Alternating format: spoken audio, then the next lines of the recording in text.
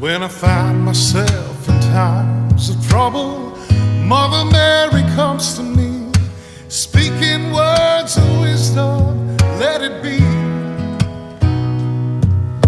And in my hour of darkness, she is standing right in front of me, speaking words of wisdom, let it be. Let it be.